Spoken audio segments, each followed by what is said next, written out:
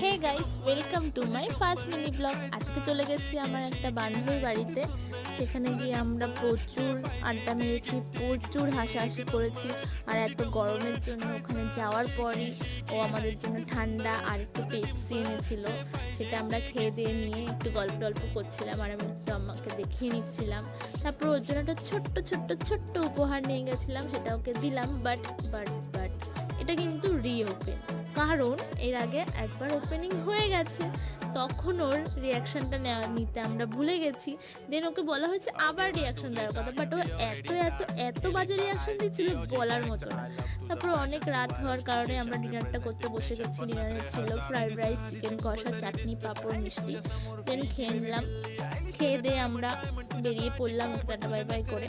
তারপর রাস্তা দিয়ে ঢং করতে করতে আমি আর আমার একটা বান্ধবী চলে যাচ্ছি বাড়ি। আর তোমরা লাইক, কমেন্ট, শেয়ার, সাবস্ক্রাইব করতে ভুলো না।